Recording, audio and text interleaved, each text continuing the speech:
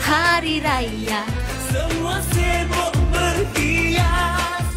Lepas tu Rio rendah, betul tak? Betul. Dia pandai lah dia. Sekali Hafal. dengar dah boleh hafal. Maknanya Betul. lagu tu macam senang, kita nak macam easy lah kan. Dia punya muzik. Yes, sebab tu Kai terus nak lagu ni. Sebab lagu ni first Kai dengar terus, dia macam bila orang lain dengar, dia dapat tangkap. Kan senang dia hook dia tu. Hari Raya, betul. Hari Raya. Melody tu penting lah untuk nak bagi orang dengar, bagi sing along sama-sama. Betul. Okey, dan terima kasih buat Kai sudi datang hari ini. Bukan Kai Hassan, tapi Kai Bahar. Kai Bahar. Kalau Kai Hassan yang Ha. datang buat single, kita orang semua akan terkejut. Macam mana dia boleh buat single?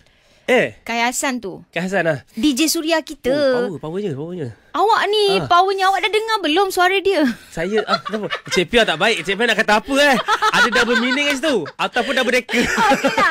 Okey, Kai taklah gurau je tersedak.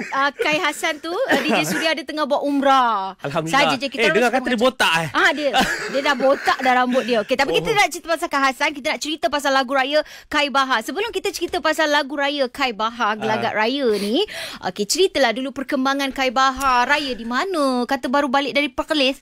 Paris. Paris kata dia. Kelas. Paris. Paris. Dia Paris dan Paris. Dia hampir sama lah. Cuma beza dia panas dan sejuk.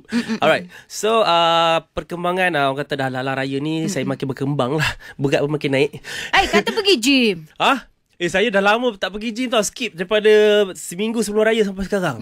Dah kena pergi gym lah ni. Itu nak start balik minggu depan insyaAllah. Lama tak raya dekat Perlis? Kat Perlis saya raya dalam seminggu macam tu lah.